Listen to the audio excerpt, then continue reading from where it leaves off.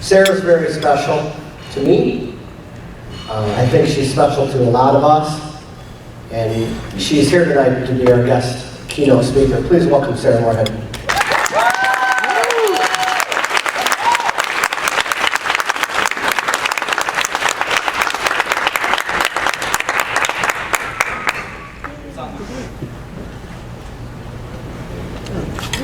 Careful with your left foot.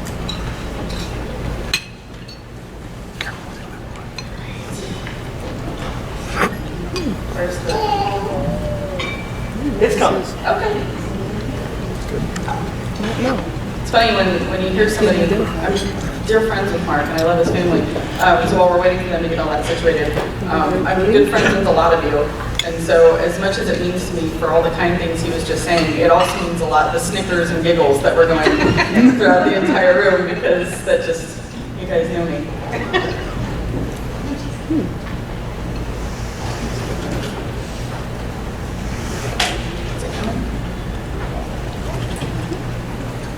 My talk is about Toshiba.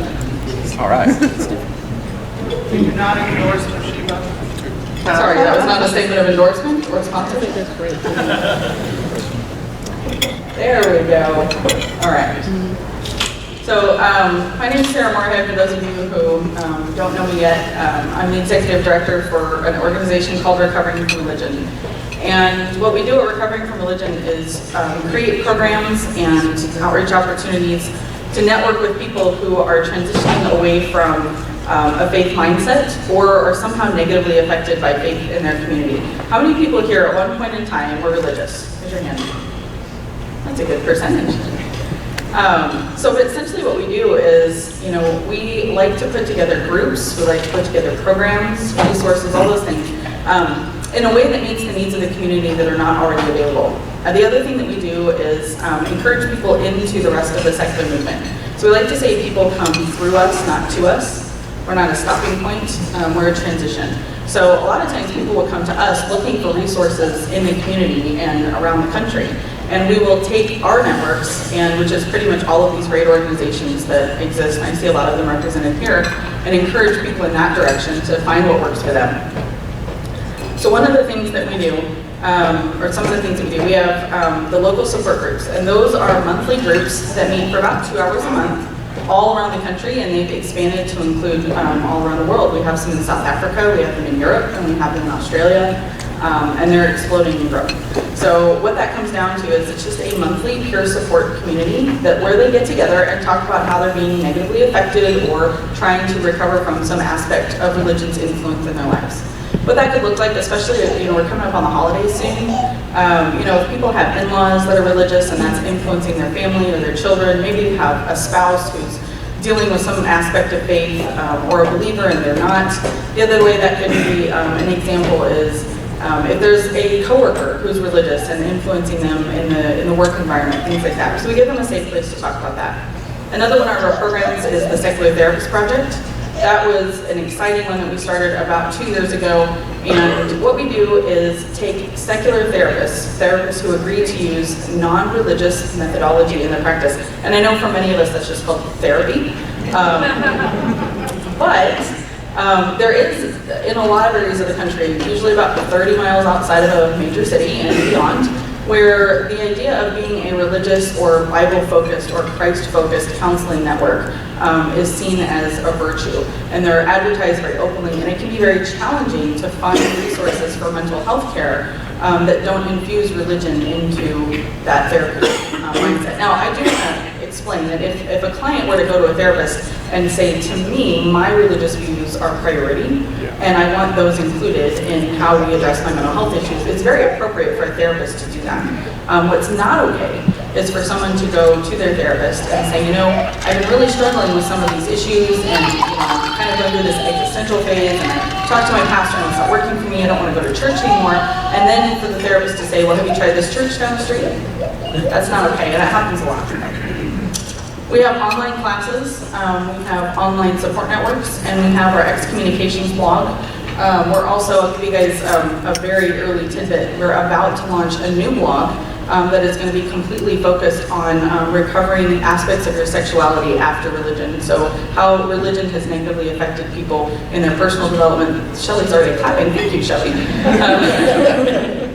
Because for those of us who came out of a mindset that was more fundamentalist, conservative, that kind of thing, a lot of times religion infuses a lot of guilt and shame and baggage into the process of just healthy, normal human sexuality. And so we wanted to create an outlet for people to be able to work on that, explore that, and talk about it just like we do at Excommunications. We've had some topics come up over there at the Excommunications blog, and we realized there was just an overwhelming demand for a targeted blog on that. So that will be coming very soon. It's on Patheos just in a few weeks. You should have that up. And then we have the Hotline Project, which is a lot of what I'm going to talk to you about today. The Hotline Project came about because we realized we get inundated with emails and phone calls to our office line. People will write emails that are pages long, and they pour out their heart and they tell us their story. And at the bottom they'll say, I don't even need to hear anything back, I just had to tell somebody. And they're willing to sit there and write out for hours about their personal story, about their struggle with leaving religion, about whatever they're currently dealing with at the time, just to tell somebody, just to put it out there. On our office line, we get phone calls where they will leave a voicemail to the point that the voicemail shuts them off, which I think is 4 minutes in, and then they'll call back just to keep talking. And so as that was happening, we realized, there's genuinely a need here. And the first thing we did was try to see if there was anything else out there like that. And there isn't. So we just started putting it together, and the Hotline Project was born. So I'm going to get into that here in just a little bit.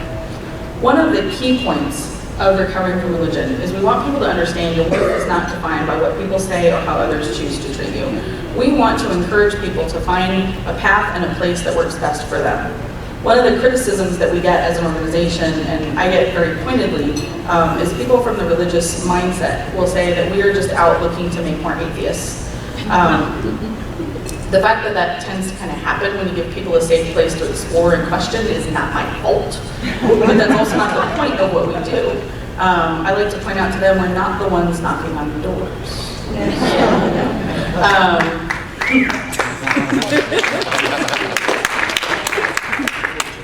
But it is important to us that people feel comfortable in the place that fits for them. So what does that look like? There's a lot of different aspects of belief and disbelief and those kinds of things. And we're not a deconversion evangelical atheist group. In fact, we specifically train all of our volunteers on how to take their own bias and their own agenda out of working with all of our attendees and our clients. But it's one of those where as you're walking away from this, most people don't just wake up one day, they started out the day before going to their Bible study and teaching Awanas and all those things, and then they wake up the next morning and go, you know what, I'm an atheist, I'm over all that. It doesn't happen that easily. Most of the time, people start going, maybe there's other faith aspects that are interesting to me. I want to explore what that means. Then they start exploring a little bit beyond that. Then eventually they go full Unitarian. And then beyond that, kind of in that deist, spiritual, sometimes they start venturing into maybe there's not really anything out there, but I don't really care. And sometimes they go all the way to the point they say, I'm okay, that there's probably not a God. Now, that's fine that a lot of people get there, and we're happy to support that process too. But all of the people who aren't there yet, that's who we're here to help. Because those people have questions, and many times they just don't have the information to know what else is out there. I know for me personally, when I was starting to deconvert, and I grew up evangelical Southern Baptist, I preached people to Christ in 5 steps, the whole 9 yards, it's very much. But for me, as I was walking away from it, I started to realize that a person who doesn't believe in God is an atheist. I always thought they were a Satanist, but there was the word, they were atheists, okay, fine. So I decided to be really brave one day, and this will date, those of you who are anywhere near my age demographic will understand what I'm referencing. But there was a time where these things called Yahoo groups were really big. All right, here we go. So I looked for my area and I looked up atheists. And there was one atheist group and it had like 28 people in it. And I went in and I joined under an anonymous thing. I couldn't have anybody find it, I was terrified. And I was reading through their commentary and their discussions. And it terrified me. Because they were making fun of things that were really important to me. I still personally, at the time, felt there was value to Jesus and the message of God. I was very liberal at that point in my theology, and I justified every piece of it. But for me, even though I was saying, you know, there probably isn't a God, and I'm probably okay with that, that therefore means the word atheist technically applies to me, these people that I saw identifying as atheists scared the hell out of me. I didn't know what to do with that. So, I mean, just seeing the blasphemy that, you know, and I realize I'm not saying there's anything wrong with that. I'm not saying that people shouldn't do that or people shouldn't feel safe to do that. Go for it.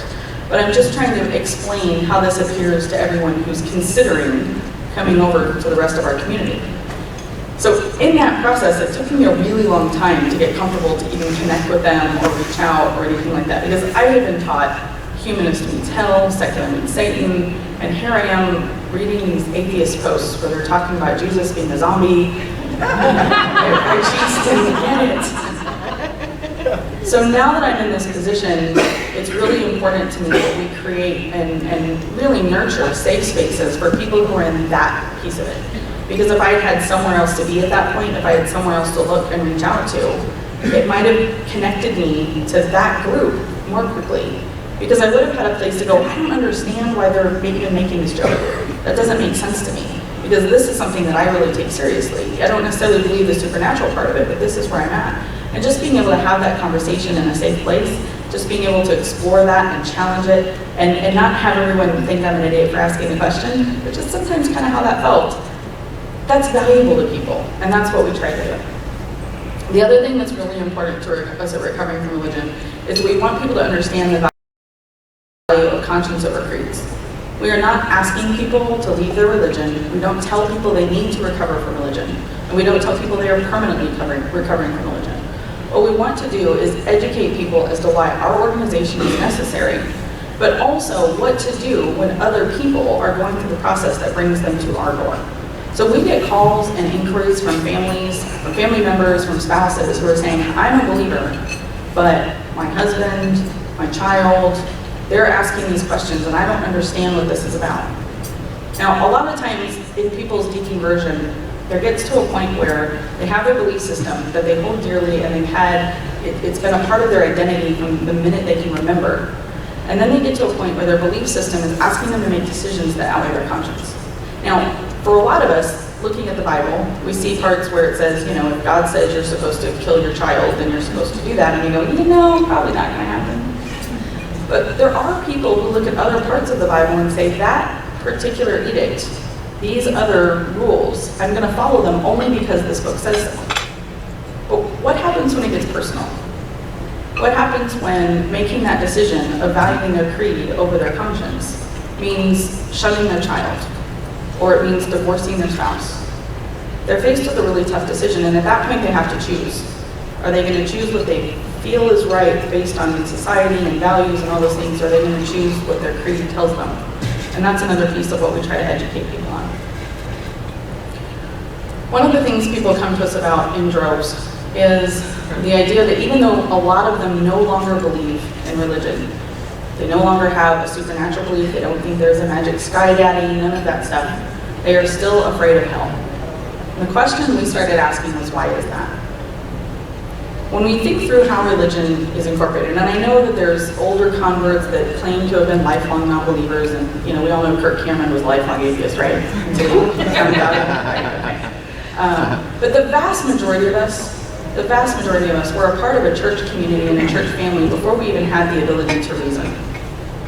We couldn't comprehend logic, we couldn't use logical process. So we didn't reason our way in, and we're not going to reason our way out. That's not how that works. What happens is religion begins by feeding an emotional need of security, stability, and identity. As people are starting to get to a point that their conscience starts to outweigh that belief system, now they have to figure out what that means for them. Who are they? What are they about? Where are they headed? One of the things that's challenging is, you know, God helped me get this far in my life, so now if there's no God, what's next? How do I do this?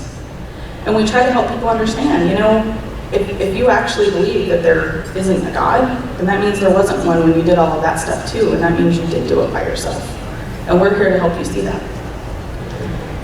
So I talked a little bit before, one of the things we have for our programs is the Hotline Project. And it's an incredibly exciting program that is constantly undergoing revision, and we're always trying to improve it and work on it. It's 184, I doubt it. 844-368-2848, yes, we know.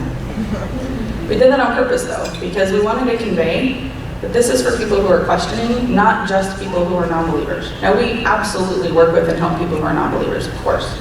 But who we're really passionate about is helping people who are still sitting there going, you know, I want to start putting some of this aside. I want to reconsider how religion is impacting my life. So how do we do the Hotline Project? Well, the first thing we did was see if there was an easier way to do it. There wasn't. We had this brilliant idea that we would just hire a call center and have a hotline and thank you everyone who's laughing. Apparently you know how to do budgets as well. So, I have something in my eye. So that wasn't going to work. So we decided to just build it ourselves, and we did. We just in the last 6 weeks, our servers went down and we've been able to upgrade. We're co-located now. But we started putting together a training program. And the training program, sorry guys, there's something in my eye. The training program essentially goes through a process where you apply to be a hotline agent or any of our volunteers. You go through an interview process. And can somebody get like a tissue or something? I have like an eyelash in my eye. So we have something. Thank you so much. Thank you, love. And then once you go through the interview process, presuming you pass, I promise this isn't the part where you cry. It's not. It's coming though. It'll be there. It'll be there. I'm good. Yeah. No, I'm fine. It's just like literally I can feel an edge. Anyways, this will be great for the video. I'm sorry. Just edit that out, right? So you go through the training process, and it started out as, you know, we have a manual, we're going to read the training, and we're going to teach everybody how to do this. What we realized is it's a lot more complex than that. And I want to stress that this is a peer support network. So we do not offer therapy on this hotline, and we do not offer crisis intervention. I'll talk a little bit more about that here in a second. But what we do is make sure that we're empowering all of our agents to learn our skills and use our networks. So the hotline system runs through your computer. It's a VoIP system. We have our agents, our tech team installs it on your computer, and you log into a call management center. You manage your own shifts. Our minimum shift requirement is 2 hours twice a month. And we did that on purpose because it's only 4 hours a month, and most people have that somewhere in their lives. And if you don't, then wow, you're as busy as I am. Totally understand. So, the other thing that we did was work with our agents on understanding the hierarchy of needs. Because again, we're not a crisis hotline. So if someone calls us and they're in a suicidal state, or they're a victim of domestic violence, or there's some kind of sexual assault, if there's any kind of crisis going on at all, the first thing we teach our agents how to do is identify the language used to categorize that call appropriately, because most people don't just call and say, you know, I'm gonna kill myself. There's language and things. Teach them how to do that. But then we taught them how to risk out the calls, and they keep the agent, or they keep the client on the line, and then they transfer the client to a crisis line. Obviously, it's very important to us that we're helping people in their emotional growth, but the first thing we need is for them to be alive in order for that to happen. So it's a very high priority that if they need crisis intervention, that we will facilitate getting them there. And we absolutely explain to them, you know, once you get your needs met here, we'd love for you to call us back, but we want you to be safe first. Because I don't really care what religion they are at that point, I just want them to be alive and safe. So that's a top priority. After that, we teach them how to understand their own needs and the needs of the callers. Because those two things have to kind of be in balance. Otherwise, we've got agents who have way too much going on that they need, or they're being too negatively affected by the calls, and then callers who are just not able to get what they need from the agents. The way we've been able to work with that is we now have mentors who work with all of our new agents for quite a while to make sure that they're completely comfortable on the lines. And now we also have rotating volunteer therapists from our secular therapy project working with all of our agents, specifically so that if they have difficult calls or if they're going through a rough time, they're able to get their needs met, because if my volunteers are not supported, they cannot continue supporting other people. It's the oxygen mask mindset. We teach our agents how to set appropriate boundaries. This is important because religion from its earliest days teaches us how to not have personal boundaries. You know, it's, God is, let's think about this, where is God? Usually God is in our hearts, there we go, hearts. So if he's in our hearts at all times, and he knows our thoughts and our innermost everything, and we have no privacy whatsoever, then at some point that becomes an interesting dynamic when you're trying to understand how to set boundaries with people who actually exist.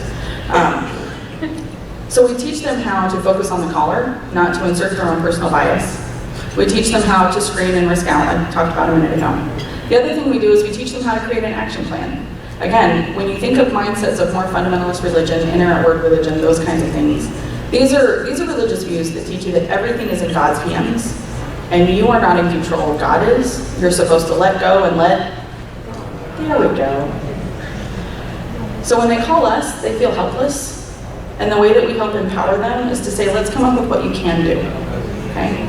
Now, it could be complicated. It could be something like, I'm calling because I really want to tell my wife that I'm a non-believer, and I'm trying to figure out how to do that. So in the call, they're going to come up with resources, they're going to make recommendations, they're going to give them books, they're going to give them articles, they're going to connect them to local groups in their area, all those things. And then at the end of the call, the agent says, so what's your action plan? Tell me what you're going to do. What is this going to look like? And then the caller says back to them, I'm going to do all of these things. And then the agent says, and if you need any help with that, I need anybody to talk to, give us a call back. So that's a more complicated action plan. For someone who's a little bit more hesitant or going through maybe a less stressful issue, it could be as simple as, I'm going to read this article, or I'm going to take a look at this brochure that you sent me, and I'll call you guys back next week. Simple statements that empower the caller to take action remind them that they're in control of the process. And that's something that's very valuable to us to remind them as they go through this. And the final is, like I said, we are a peer support network across the organization. We are not therapy. The Secular Therapist Project is the only place that therapy is offered, and even that is incredibly carefully regulated. We have a very strict screening process for any of our therapists to be a part of it, and it's one of those, the clients are able to seek out the agent, the clients are able to seek out the therapist anonymously, and the therapists are able to stay anonymous. There's a lot of this that we put checks and balances in to make sure everybody's protected. One of the questions I get most often about the hotline is the trolls. I've had a lot of people who want to be agents who, Becky liked that one. Thank you, Becky. We have a lot of people who want to be agents, and they say, I just don't want to get yelled at by the fundies. How bad is that? Before our hotline went down, we had a 5% harassment rate. Okay, that's really low for a hotline. The reason is, one of the things we do teach our agents how to do is take control of the call and to redirect. Many times when people hear about what we're doing, they get angry, reactionary, frustrated, but it's because they don't actually understand. Remember, in their worldview, humanist means hell, secular means Satan. We are evil, horrible people. So they call us, and they start yelling, and the agents are taught how to take control of that, if possible, and redirect it into, it sounds like you've got some questions about what these words mean, or it sounds like there's somebody close to you that's being affected by this. How can we help? By sidestepping the raging bull, it's a lot easier for them to kind of run out their steam, and they're also not expecting it. And we've had many times where these calls get redirected, they get under control by the agent, all of a sudden they're verbalizing an action plan and saying they're going to call back next week. They're not non-believers, they're not questioning, they're in no way reconsidering the role of religion in their life, but they just had a positive interaction with people who have, and that's valuable. The other part of it is back to empowerment and boundaries, which are really high priorities of mine.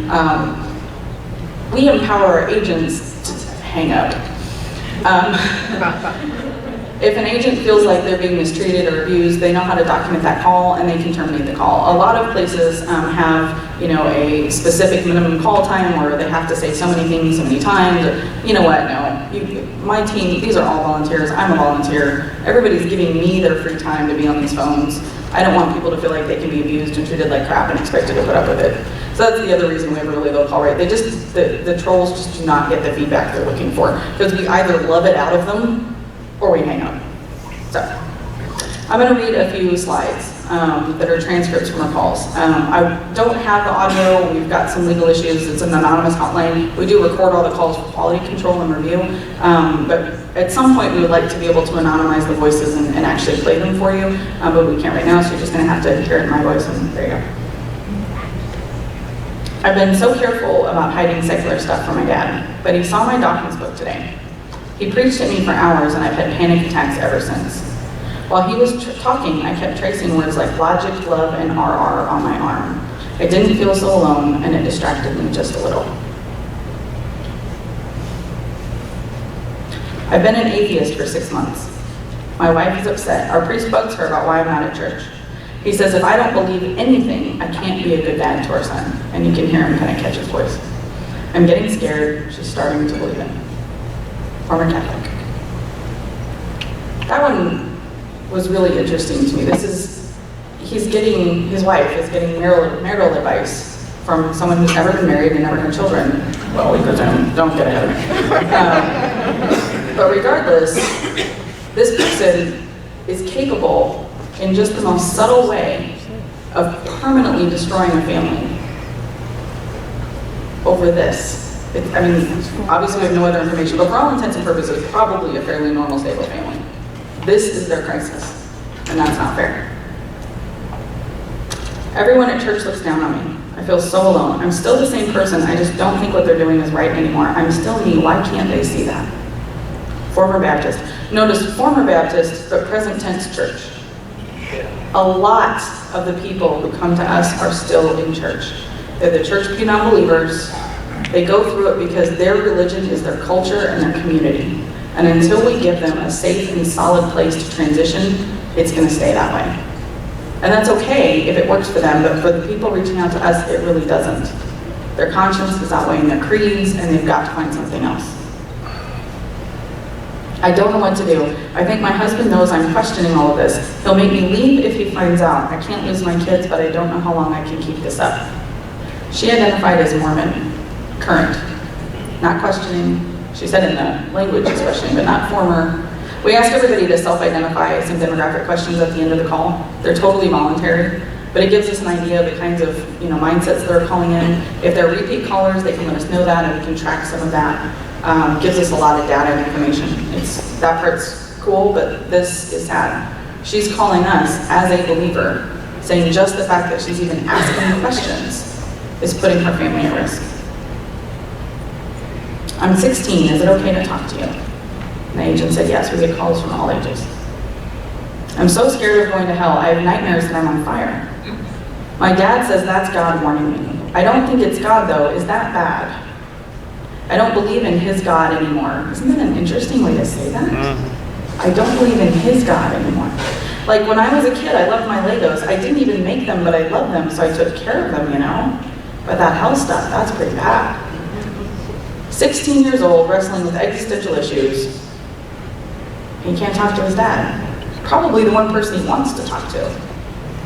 Now the interesting part of this is if we talk to his dad, I almost guarantee it, would fall over himself to say how much he loves his son, how much he wants his son to be successful and stable and happy and all those things.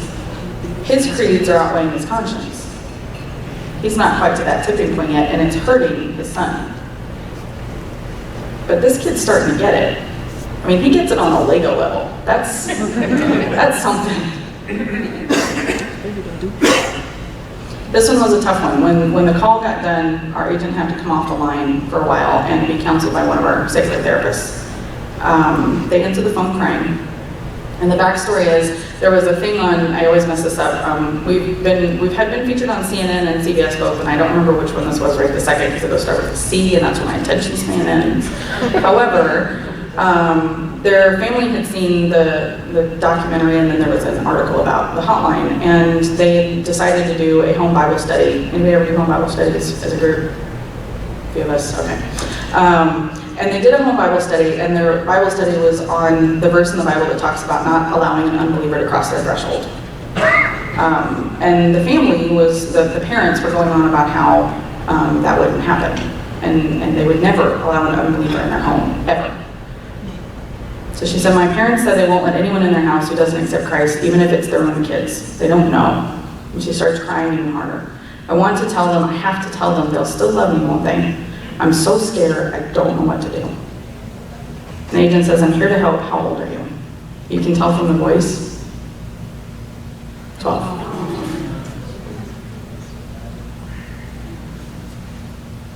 The part of this that's fascinating to me is how much she got it and her parents didn't. And she's trying to figure out what to do just for the sake of survival. And for the record, when we have minors call us, one of the first things we tell them is they're probably still going to be atheists in a few years. So it's okay, and they don't have to come out, and they don't have to tell their parents, and we can connect them to online networks where they've got people they can talk to. We give them the support. We make sure they know the legal obligations their parents have to protect them and care for them, and we make sure they have a phone number to CPS in the event their parents decide not to. We want them to know that people care and people are going to protect them. So we do those things. But as great as it is for all of us to say, come out if you're an atheist and all that, when the stakes are that high, it's not that simple. And when you've got a 12-year-old or a 16-year-old or an 18-year-old who's on the verge of going to college, and that entire thing can get wiped out just because their parents found out they don't want to go to church anymore. Those are really high stakes. Is it really worth encouraging them to put all of that aside just so they can have the label of being an atheist? And we say no. They're still going to be in a few years, and we really want them to be safe and educated. So I told you all of that because I have this, you might have heard this, but it's called the Starfish Story, and it's something that's always resonated with me. Every morning, a young man went jogging on the beach, and he saw a woman picking up starfish and tossing them in the water. One day, he asked her why, and she explained the starfish will die if left in the sand to bake in the sun. The man shook his head, but there are thousands of them every day. You can't possibly save them all. This won't even make a difference. The woman looked down at the starfish in her hand and tossed it to safety. She smiled and said, "It sure makes a difference to this one." Folks, we are not sinners, we are not abominations, we are not born broken, and we do not need salvation. We've embraced our right to think beyond the boundaries of religion. We are living and loving our lives free from faith. Thank you very much for the time. Please support Recovering from Religion so we can continue to help save just one more.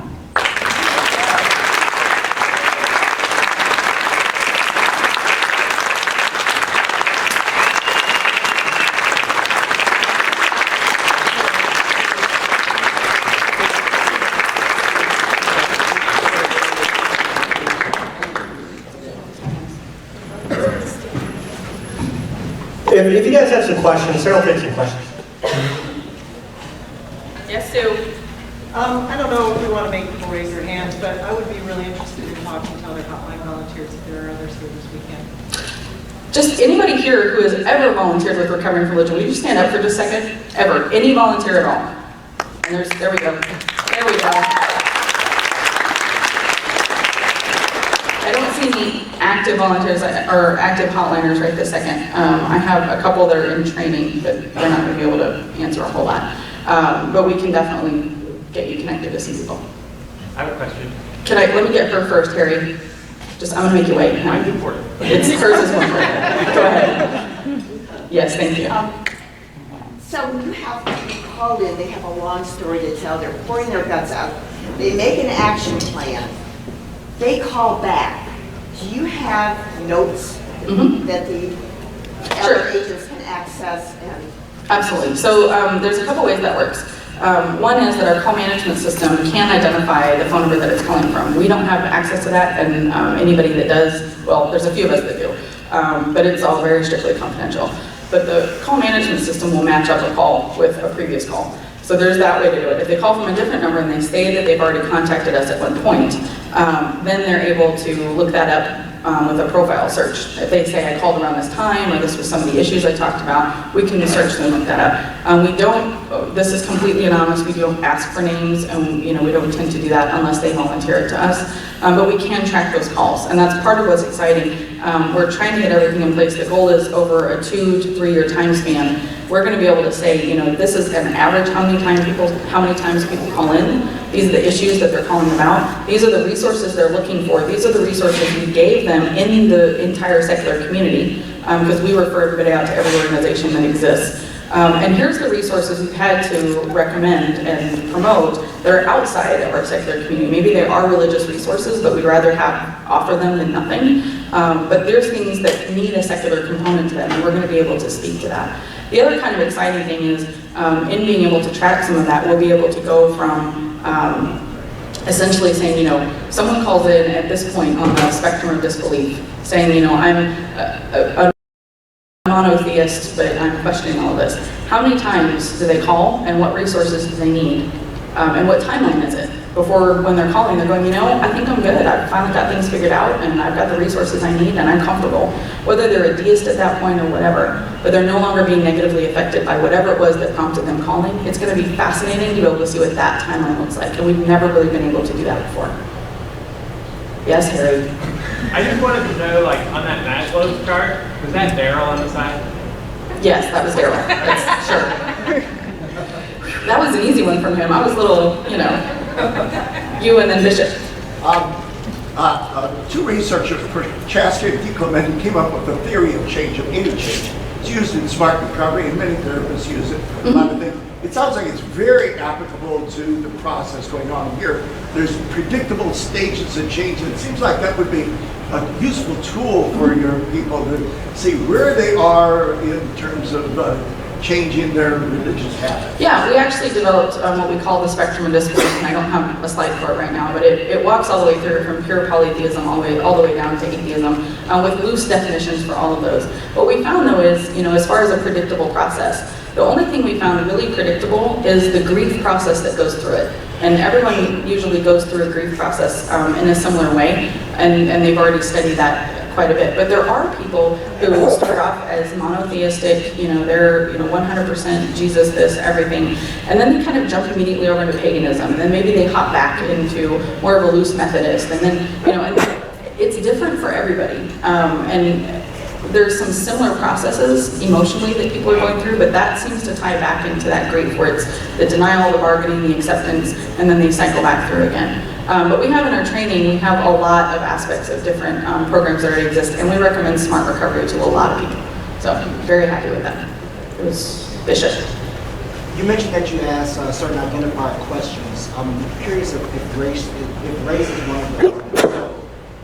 So, can you share the number of, for example, African Americans or So our hotline actually went down. I was saying that our servers went down about 6 weeks ago, and we just got them up about a week ago, and we're getting everything back in gear with that. But at the time, our demographic spread was pretty similar to that of the rest of the United States. Predominantly Caucasian, a very small minority of the minority people, and that's just the way it was. We are, at some point, once we're at 100% again, and we're staffing back up, the hotline is up and running, all of that right now. But once we have that at capacity, the next piece is targeted advertising, and that's something that we really want to do, because without question, there are populations in the country that are underserved and underreached. They don't even know the secular movement exists, much less what to do if they found it or anything. And that's something that we're all very passionate about getting to them and getting that information to them. Even just, something as simple as a billboard with a phone number on it is going to create enough of a conversation that people are going to call, and that's what we want to have happen. So for right now, we're still in that, we're still in the first year. We just launched in March 1st. We're not quite even a year old. We want to make sure that we're at 100% before we put a billboard up, obviously. So that's part of why we're doing this. We want to, if people want to volunteer and be a part of it, we want to get us staffed to 100%, and then we're reaching out. Well, sure. Anybody else? Oh, so sorry. I think I understand that you also have local on-site groups. We do. I'm wondering, do you see your future as continuing with those local groups, or is it really going to the... Oh gosh, no, so her question was, the local groups that we have, are we putting all our eggs in the hotline basket, essentially, or are we continuing with the groups? So we just brought on Neil Carter as our group development director, and it was fantastic. So our local groups, and that dovetails with our online groups as well, that is a core of what Recovering from Religion started as and always will be. The idea that people will have something local that they can go talk to someone and process through all of this from all different faith backgrounds and religious viewpoints and opinions, but in a safe place where they're able to have these conversations. It's interesting when you get someone who's a former Mormon and someone who's a former Baptist and someone who's former Orthodox Jew, and they're all sitting down in the same room and they're talking about the same frustrations they have that their mother is going to never speak to them again because they no longer go to church. There's a bonding that happens because they suddenly realize they have all of this in common, and it didn't matter what religion they came from. That's why we're recovering from religion, not recovering from a particular religion. But our local groups are very important to us, and that's something that will always be a focus. We're increasing that in that we're creating more of an online presence because we will never have enough local groups to meet the need that's out there. And our local groups ebb and flow without question. So that's just kind of an ongoing thing. We have on average, it flexes, but it's 100 to 150 groups around the world. And now that Neil's on board, we're expecting that to grow. We're backlogged in group applications, and so we're going to get those moving pretty quickly. Thank you, everybody. I appreciate your time, and enjoy dinner.